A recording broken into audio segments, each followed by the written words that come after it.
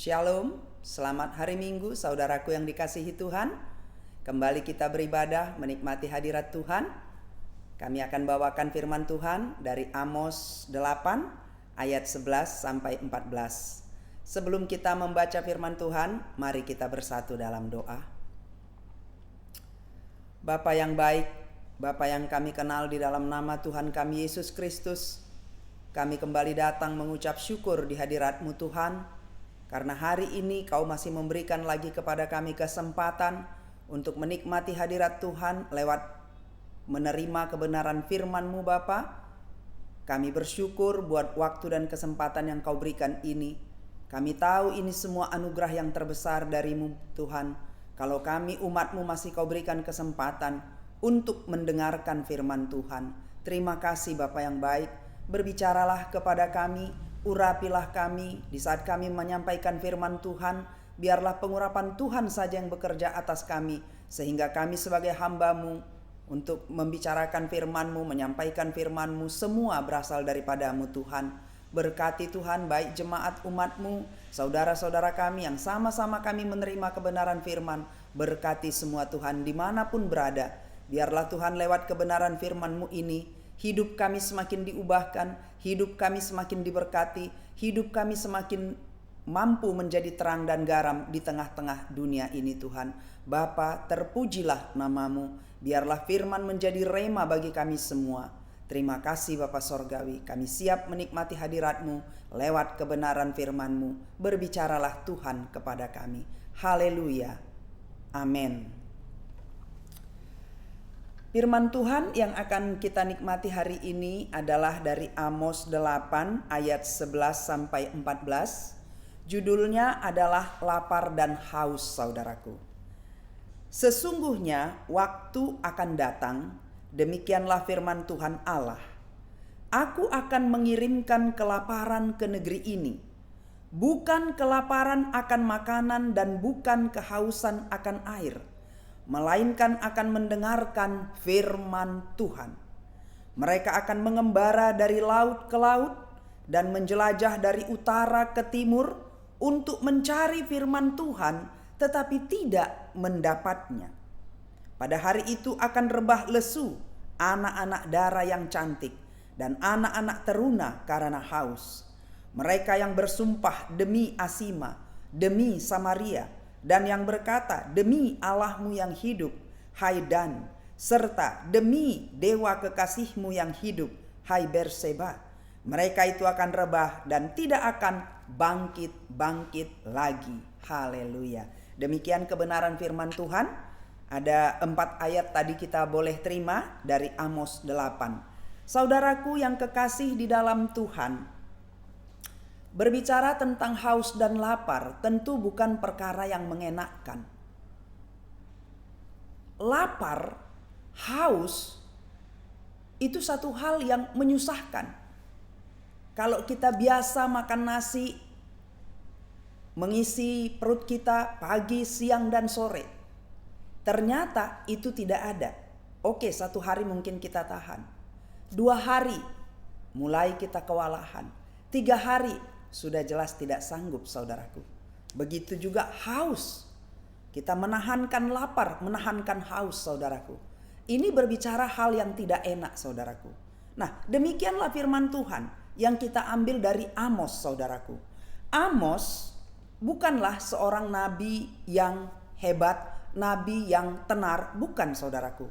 Firman Tuhan berkata di dalam Amos 1 ayat 1 dikatakan bahwa Amos adalah seorang peternak domba dari Tekoa.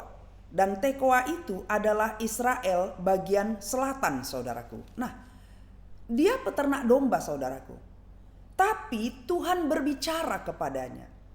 Tuhan datang kepadanya untuk menyampaikan tugas kepadanya. Oleh karena itu saudaraku yang kekasih di dalam Tuhan, marilah kita belajar hidup seturut dengan firman Tuhan. Ini Amos, meskipun dia seorang peternak dari Tekoa saudaraku, tapi dia hidup sungguh-sungguh di dalam Tuhan. Dia rajin memberitakan firman Tuhan. Firman apapun yang dia tahu dia sampaikan sambil dia sebagai peternak dan juga pedagang ternaknya saudaraku. Nah, inilah Amos. Demikian dengan kita, saudaraku. Kita bukan dituntut harus menjadi seorang pendeta, harus menjadi seorang evangelis. Oh tidak, saudaraku. Sekali kita dimeteraikan sebagai anak Allah yang sudah ditebus oleh Tuhan, kita miliknya. Mari kita hidup seturut dengan firman-Nya. Kita melakukan firman-Nya. Kalaupun kita bukan ditetapkan, ditahbiskan menjadi seorang pendeta atau seorang evangelis, saudaraku, tapi hidup kita berkenan di hadapan Tuhan. Firman Tuhan kita kerjakan, saudaraku.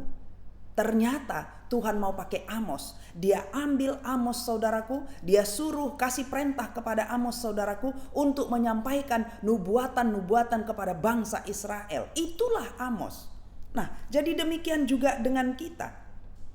Meskipun kita bukan seorang nabi, tapi kalau hidup kita berkenan di hadapan Tuhan, dan Tuhan mau memakai kita, kita sanggup menjadi hambanya, menjadi alatnya, dan tidak menjadi takut, saudaraku. Amos tidak takut, saudaraku, memberitakan firman. Meskipun firman yang diberitakannya itu adalah firman yang jelas, yang nyata. Apa yang disampaikan Tuhan, itu yang dia sampaikan kepada bangsa Israel, saudaraku.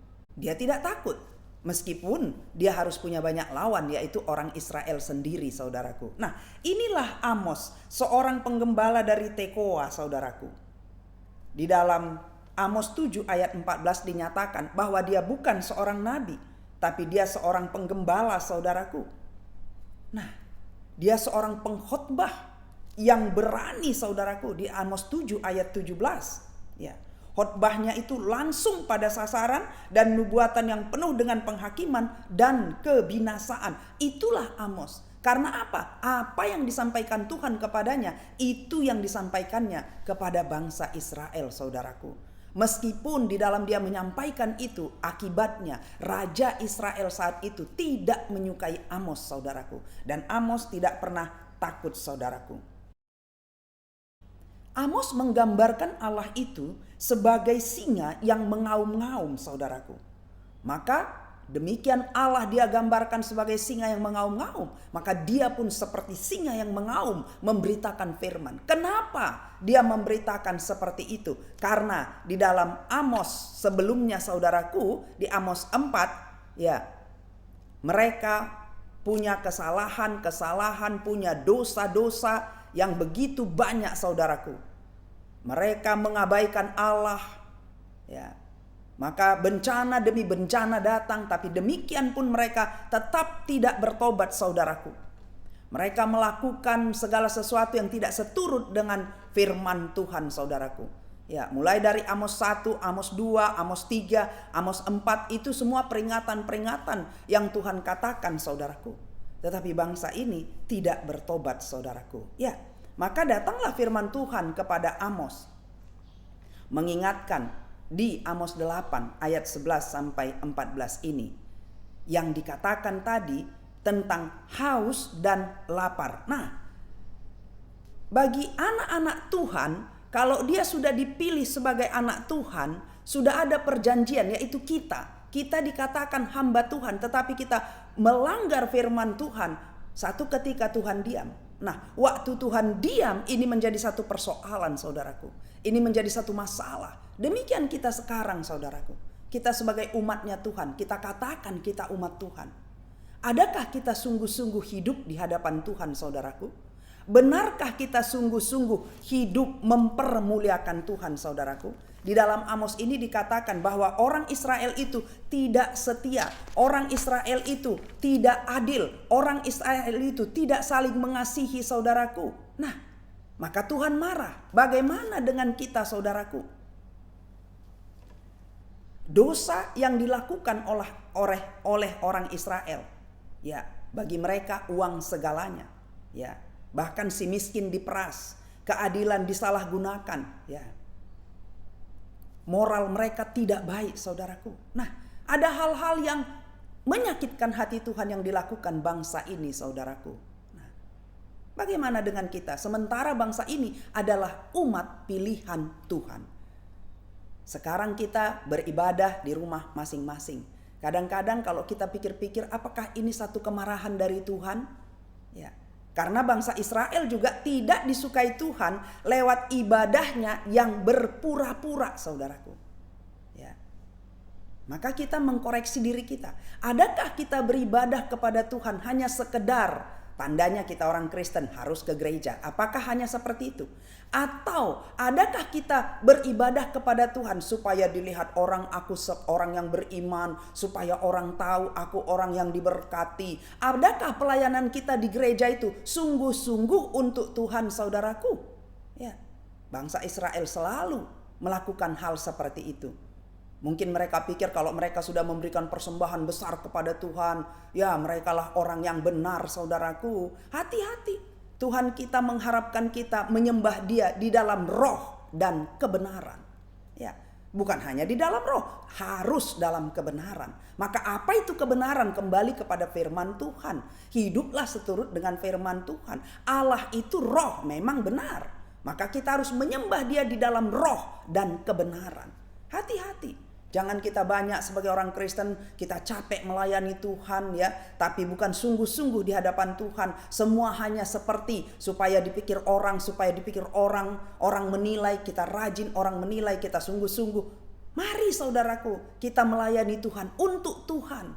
Kita melayani Tuhan, mau menyenangkan hati Tuhan. Ya, kita melayani Tuhan di dalam roh dan kebenaran, saudaraku.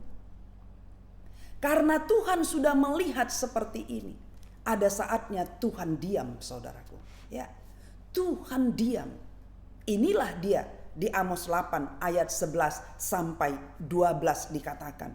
Sesungguhnya waktu akan datang, demikianlah firman Tuhan Allah. Aku akan mengirimkan kelaparan ke negeri ini, bukan kelaparan akan makanan dan bukan kehausan akan air, melainkan akan mendengarkan firman Tuhan. Wow. Alangkah mengerikan kalau satu ketika tidak ada lagi terdengar firman Tuhan.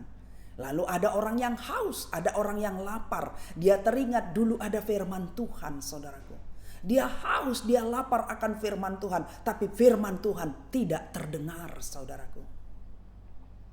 Ya, bagaimana dengan kita? Di masa COVID-19 ini. Kita disuruh beribadah di rumah masing-masing. Adakah benar-benar kita beribadah? Dengan situasi yang seperti sekarang ini, adakah kita benar-benar datang kepada Tuhan? Ya, ini salah satu model.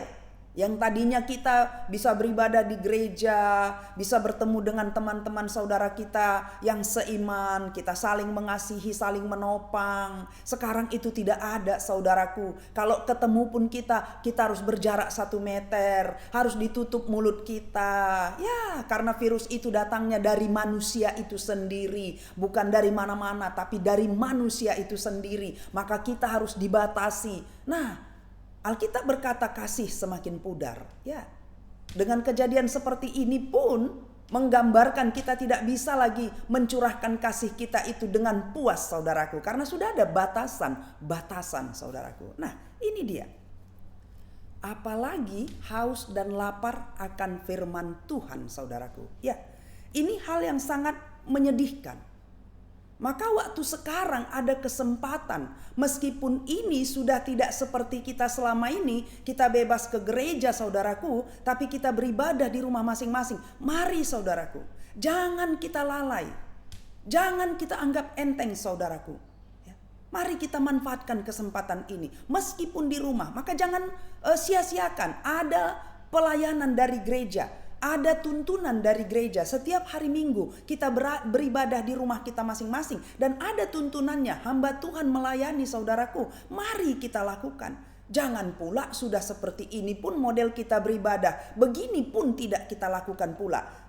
Jangan sampai seperti bangsa Israel ini, rindu firman Tuhan, haus firman Tuhan. Dia cari, dikatakan sampai mereka akan mengembara dari laut ke laut dan menjelajah dari utara ke timur untuk mencari firman Tuhan. Ini firman, saudaraku, ini bukan bohong-bohong, bukan main-main. Nah, mereka haus, mereka lapar, lalu mereka mencari, mengembara dari laut ke laut, kata firman Tuhan. Dari utara ke timur, kata firman Tuhan. Mereka mencari firman Tuhan itu, tetapi tidak mendapatkannya. Hati-hati. Makanya meskipun kita seperti saat ini, Secara pribadi saya sudah rindu beribadah di bait-Nya yang kudus, ya. Tapi masih belum diizinkan. Tapi biar di rumah, mari roh kita tetap bernyala-nyala, memuji, menyembah, melayani, mempermuliakan nama Tuhan. Jangan malas saudaraku, ya. Meskipun di rumah tidak ada bedanya dengan di gereja. Oleh karena itu saudaraku yang dikasihi Tuhan, mari belajar melayani Tuhan. Di rumah kita mendengar tuntunan dari gereja di dalam beribadah. Ya mari kita angkat pujian dengan sungguh-sungguh. Mari kita mendengar firman Tuhan dengan sungguh-sungguh. Mari kita memberikan kolekte dengan sungguh-sungguh saudaraku. Sama beribadah seperti di gereja saudaraku. Tapi tempatnya di rumah. Dan yang melakukannya hanya satu keluarga kecil saja saudaraku. Nah ini jangan sia-siakan. Jangan seperti bangsa Israel ini. Rindu saudaraku. Haus saudaraku. Dan sekarang pun di dunia ini ada hal yang seperti ini saudaraku. Ada daerah-daerah tertentu yang tidak boleh firman Tuhan diberitakan. Maka orang-orang yang di dalam Tuhan saudaraku, maka dia harus sembunyi-sembunyi beribadah. Ya, sembunyi-sembunyi baca firman. Tapi kadangkala dengan seperti itu, orang yang mengalami seperti itu justru lebih sungguh-sungguh saudaraku. Sering sekali seperti itu. Dengan semakin menderita kita itu lebih sungguh-sungguh daripada kita yang masih dikasih Tuhan kebebasan untuk menyembah memuji Tuhan. Tapi hati-hati saudaraku. Firman Tuhan berkata, ya, upah dosa itu maut, ya. Maka firman di sini dikatakan ayat 13. Pada hari itu akan rebah lesu anak-anak dara yang cantik dan anak-anak taruna karena haus. Ya, akibat manusia tidak menikmati firman Tuhan. Ternyata secantik apapun kita, sehebat apapun kita saudaraku, kita akan rebah lesu. Ini kata firman. Mungkin manusia itu kaya raya, tapi dia rebah di hadapan Tuhan. Dia lesu di hadapan Tuhan. Mungkin perkara materi di bumi ini dia tidak kekurangan apapun, tapi firman dia haus, firman dia lapar saudaraku. Akibat dia kelaparan akan firman Tuhan, akibat dia kehausan akan firman Tuhan, dia rebah, dia lesu, kata firman Tuhan saudaraku. Nah ini upah dosa adalah maut. Maka waktu Tuhan beri kesempatan kepada kita untuk memuji, menyembah Dia dengan sungguh-sungguh, mari lakukan itu saudaraku. Sikap orang Israel dalam firman ini dikatakan tidak setia kepada janji mereka. Janji mereka apa? Kalau kepada Tuhan kan mereka mau sungguh-sungguh, tapi nanti waktu senang mereka akan menyembah dewa-dewa yang lain, ya. Tidak menghormati bait Allah, tidak bersyukur pada masa lalu saudaraku, berpura-pura dalam penyembahan mereka dan tidak menghargai nabi. Ini dosanya dicatat di sini. Semua itu ada di Amsal 2, di Amsal 7, di Amsal 4. Mari baca di rumah kita masing-masing saudaraku. Dosa-dosa bangsa Israel. Akhirnya Tuhan diam saudaraku. Nah, kalau Tuhan diam, ini yang paling menyedihkan saudaraku. Sementara bangsa ini adalah bangsa pilihan Tuhan. Bangsa ini adalah umatnya Tuhan. Tuhan itu adalah bapaknya. Bangsa ini anak-anaknya, hamba-hambanya. Tetapi bapaknya diam. Ini perkara yang menyedihkan saudaraku. Ya, antara bangsa Israel dengan Bapa di sorga. Bangsa Israel adalah umat pilihannya. Itu sudah janji saudaraku. Tetapi kalau bapaknya berdiam diri, alangkah mengerikan saudaraku. Tetapi itulah yang terjadi saudaraku. Ya. Maka di ayat 14 dikatakan, mereka yang bersumpah demi Asima, Dewi Samaria, dan yang berkata demi Allahmu yang hidup, hai Dan, serta demi dewa kekasihmu yang hidup, hai Berseba, mereka itu akan rebah dan tidak akan bangkit-bangkit lagi. Ini kalau Tuhan murka saudaraku, ya. Dan hukuman Tuhan itu jauh lebih berat kepada ya yang dijanjikannya sebagai kekasih jiwanya. Kita katakan kita umatnya, kita katakan kita ini adalah hamba-hambanya, kita katakan dia bapak kita saudaraku. Ada banyak orang di luar sana yang tidak bertuhankan Tuhan kita ini saudaraku, yang tidak menganggap bapak kepada Tuhan kita ini. Nah itu lebih longgar saudaraku. Dia tidak tahu firman Tuhan, dia tidak mengerti firman Tuhan. Tapi kita mengerti, kita tahu. Kita hidup dalam kebenaran firman ini, tapi kita melanggar perjanjian-perjanjian Tuhan. Kita tidak melakukan firman Tuhan. Apa jadinya saudaraku? Bukankah murka bisa terjadi saudaraku? Allah mempunyai hak untuk menghakimi seluruh bangsa di dunia. Tidak hanya bangsa pilihannya, oleh karena dia adalah sang pencipta. Dia punya hak, saudaraku. Ya, tercatat di Amsal 1 ayat, di Amos 1 ayat 3 dan Amos 2 ayat 3, saudaraku. Dia punya hak untuk menghakimi seluruh bangsa di dunia ini. Ya, oleh karena itu hati-hati, saudaraku. Jangan kita anggap enteng. Teristimewa kita, saudaraku, saat ini. Saya berulang kali berkata, kejadian COVID-19 ini, kitalah yang menilai. Apakah ini penghukuman? Apakah ini peringatan? Apakah ini pengujian dari Tuhan, saudaraku? Jangan anggap enteng, saudaraku. Mari sungguh-sungguh datang kepada Tuhan. Mari sungguh-sungguh berdoa, berseru kepada Tuhan. Di tengah-tengah negeri kita ini, kalau saya baca koran dikatakan orang kaya menjadi miskin, orang yang tadinya mampu menjadi lebih miskin, dan orang miskin makin lebih parah lagi. Nah, jangan anggap enteng dengan semua peringatan itu. Mari datang kepada Tuhan.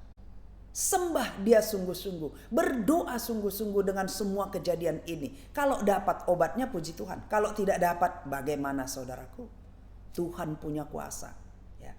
Kalau kita tidak sungguh-sungguh menyembah dia, saudaraku, kalau kita tidak sungguh-sungguh mencintainya, seperti bangsa Israel ini, dia punya Bapa yang sungguh-sungguh, yang telah menyelamatkan dia, saudaraku, menyelamatkan bangsa ini keluar dari tanah Mesir, saudaraku. Ternyata masih sempat lagi menyembah Dewi Asima, Dewi Samaria, masih sempat lagi menyembah dewa dewi dari mana-mana dia sembah. Ini menyakitkan hati Tuhan, saudaraku.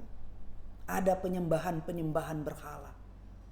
Ada kepercayaan kepada Allah-Allah, ilah-ilah yang kecil, saudaraku. Menyakitkan hati Tuhan.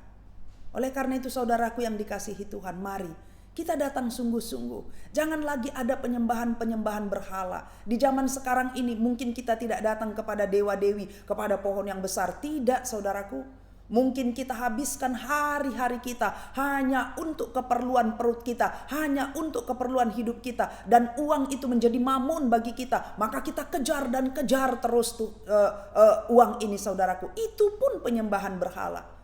Nah, lalu dengan kejadian seperti ini, saudaraku, kita tidak lagi bisa memuji Tuhan. Alasan tidak bisa ke gereja, saudaraku. Kalau kita sungguh-sungguh di dalam Tuhan, waktu kita bebas beribadah, kita juga bebas beribadah. Datang ke gereja, melayaninya, memujinya, menyembah dia. Sekarang datang masa seperti ini.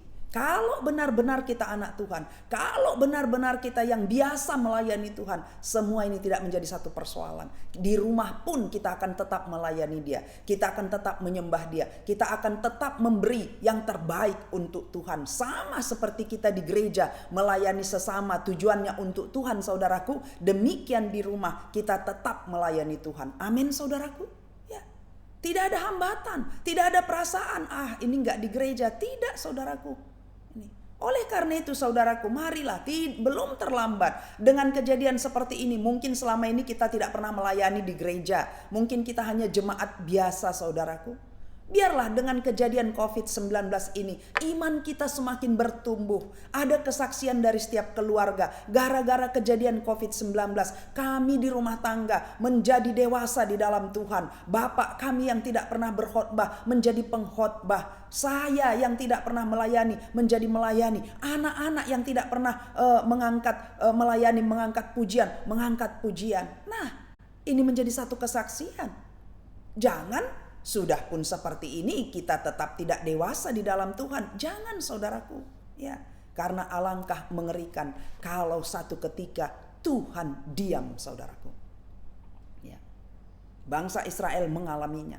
Maka Amos berkata, ya, ada haus dan lapar akan firman Tuhan, dan banyak mencari ke sana kemari di mana ada firman, tidak mendapat. Tidak dia dapatkan, saudaraku. Maka sekarang kita masih bebas mendapatkan firman. Kita masih bebas membaca firman Tuhan. Masih bebas merenungkan firman Tuhan. Lakukan, saudaraku. Dan itu harus terlihat di dalam hidupmu. Di luar gereja pun engkau, di luar rumahmu pun engkau terlihat bahwa engkau hamba Tuhan. Sama seperti Amos ini. Meskipun dia hanya peternak dari Tekoa, saudaraku. Kenapa tidak Tuhan pilih yang pintar? Kenapa Tuhan tidak pilih yang selalu bekerja di gereja, merenungkan firman, ahli-ahli Taurat? Kenapa Tuhan tidak pilih itu? Tapi Tuhan pilih Amos, seorang peternak dari Tekoa, saudaraku. Ya, oleh karena itu siapapun kita, yang terpenting hidup kita ini berkenan di hadapan Tuhan. Hidup kita ini penuh dengan firman Tuhan. Dari mulai ujung kepala kita terus seluruh tubuh kita penuh dengan firman Tuhan. Dan firman itu akan terpancar dimanapun kita berada. Dan kalau Tuhan mau pakai kita, dia pakai kita. Dia suruh kita bernubuat sama seperti Amos. Dia tidak takut dengan manusia. Apa yang dikatakan Tuhan, dia katakan kepada orang Israel, saudaraku. Nah, demikian kita di zaman sekarang ini. Kalau hidup kita ini penuh dengan firman Tuhan, saudaraku, orang melihat ada kuasa keluar dari hidup kita ini. Kita menjadi terang, kita menjadi contoh, kita ditiru orang yang tadinya orang mau berbuat jahat jadi tidak, gara-gara melihat tingkah laku kita. Ada firman yang keluar dari hidup kita ini, saudaraku. Waktu saya kuliah, saudaraku, saya punya rektor. Rektor saya itu bilang begini, isi seluruh tubuhmu dengan firman Tuhan. Di rambutmu, di matamu, di hidungmu, di tubuhmu, di ginjalmu, di jantungmu, di levermu, di kakimu. Ada firman Tuhan. Ya. Kalau semua ada firman Tuhan, di mana tempat sakit penyakit? Ini tetap saya ingat, saudaraku. Rektor saya yang mengatakan ini. Kalau semua firman Tuhan, di mana ada tempat untuk sakit penyakit? Ya, saya juga percaya itu. Kalau semua firman, salah satu firman berkata, hati yang gembira adalah obat, katanya. Wow, apa gampang untuk bikin hati yang gembira? Tidak gampang. Tapi kalau kita di dalam Tuhan, semua gampang. Karena hati kita akan tetap bergembira. Kenapa kita bergembira? Karena kita tetap tahu mengucap syukur. Meskipun keadaan seperti ini, kita bersyukur. Karena kita yakin kita ada di dalam pemeliharaan Tuhan. Amin. Tidak akan kelaparan, tidak akan kekurangan apapun, tidak akan melarat kalau engkau tetap di dalam Tuhan. Tuhan bisa sediakan. Buka aja firman. Mulai kita kekurangan, mulai kita kelaparan, coba buka firman Tuhan. Ada janda di Sarpat yang Tuhan katakan kepadanya, meskipun makanannya hanya tinggal sedikit, Elia datang. Lalu Elia katakan, beri itu kepadaku. Dia beri, dia percaya. Habis itu, saudaraku, dia tidak kekurangan makan minum. Minyaknya ada, makannya ada, terus ada. Nah, ini buka firman Tuhan. Semua kejadian ada di dalam firman ini. Waktu engkau mulai kelaparan, buka firman. Waktu engkau mulai merasa sedih karena kehilangan seseorang, kehilangan apalah itu, saudaraku, buka firman Tuhan. Nah, hiduplah seturut dengan firman Tuhan. Penuhilah hidup kita ini dengan firman Tuhan. Sama seperti Amos, meskipun dia hanya seorang peternak dari Tekoa. Kalau hidupnya berkenan di hadapan Tuhan, Tuhan mau pakai dia. Tuhan tangkap dia. Tuhan katakan kepadanya untuk dia bernubuat kepada bangsa Israel. Tidak harus menjadi seorang nabi toh. Ya. Oleh karena itu, saudaraku yang kekasih di dalam Tuhan, firman Tuhan mengingatkan kita hari ini, janganlah kita sampai kehausan, kelaparan, tapi udah haus dan lapar, tidak mendapatkan makanan itu, tidak mendapatkan air minum itu pula. Ada banyak orang kehausan, kelaparan, sebentar nanti dia dapat. Firman ini mengatakan tidak didapatkan. Meskipun dia capek mencari sampai kemana, tidak dapat. Oleh karena itu, saudaraku yang kekasih di dalam Tuhan, mari sungguh-sungguh menyembah Tuhan. Tidak ada Allah-Allah yang lain selain Allah kita, Jehovah Rafah itu, saudaraku. Tidak ada Allah-Allah yang lain selain Allah yang kita sembah di dalam nama Allah Bapa, Allah Putra, Allah Roh Kudus, yang kita kenal di dalam nama Tuhan kita Yesus Kristus, saudaraku. Mari sungguh-sungguh hiduplah seturut dengan firman-Nya, agar engkau menjadi berkat dimanapun engkau berada, saudaraku. Agar engkau tetap menjadi kuat meskipun situasi di sekitarmu seperti sekarang ini, saudaraku. Biarlah hidup kita senantiasa berkenan di hadapan Tuhan. Biarlah Tuhan juga mau memakai kita menjadi alatnya. Biarlah kita juga tetap taat apapun itu perintah Tuhan kepada kita. Tuhan Yesus memberkati. Shalom. Mari kita bersatu dalam doa. Bapa, terima kasih kebenaran firman-Mu sudah kami taburkan. Kami percaya Tuhan, Roh-Mu yang kuduslah bekerja di dalam pribadi kami semua, yang mendengar firman Tuhan ini, yang menerima firman Tuhan ini. Biarlah Roh-Mu bekerja di dalam kami, sehingga kami Kau layakkan, Kau mampukan untuk menjadi pelaku firman-Mu Bapa. Kami tahu firman Tuhan tidak akan pernah berhenti sampai di sini. Firman-Mu akan terus berbicara lewat kuasa Roh-Mu yang kudus kepada kami semua umat-Mu Tuhan. Kami percaya firman yang sudah ditaburkan pasti menjadi rema bagi kami semua Tuhan. Terima kasih Tuhan Yesus yang baik. Kami serahkan terus bangsa dan tanah air kami ini ke dalam tangan-Mu. Kau lawat negeri kami Indonesia. Kau lawat bangsa kami Indonesia. Kau ampuni dosa pelanggaran kami Bapa. Dan turunlah kasih karunia-Mu kepada kami bangsa Indonesia Tuhan. Kami berdoa untuk para pemimpin kami, mulai dari Bapak Presiden, Wakil Presiden, dan seluruh jajarannya sampai ke bawah Tuhan. Kau berkati, Kau urapi, Kau topang semua para pemimpin kami untuk mereka bekerja dengan takut akan Tuhan. Dan Tuhan mampukan mereka melakukan tugas-tugas mereka. Dan Tuhan mampukan mereka bertanggung jawab atas bangsa ini Tuhan. Terima kasih Tuhan Yesus, terima kasih. Seluruh hamba-hamba Tuhan dimanapun berada, Kau berkati Tuhan Yesus. Dan kami serahkanlah seluruh keadaan kami ini ke dalam tangan-Mu. Turun tanganlah Tuhan atas kejadian keadaan yang kami alami di seluruh dunia maupun di Indonesia secara khusus Tuhan. Kejadian COVID-19 ini Tuhan menggoncang dunia, menggoncang Indonesia Bapa. Dan semua kami serahkan kepadamu karena kami tahu Bapa, semua yang terjadi ini dalam sepengetahuan Tuhan. Ampuni kami Tuhan umat-Mu, ampuni kami Tuhan bangsa Indonesia. Terima kasih Bapa Sorgawi, firman-Mu sudah kami sampaikan dan biarlah Engkau terus bekerja di dalam kami. Dalam nama Tuhan Yesus kami berdoa dan mengucap syukur. Haleluya. Amin.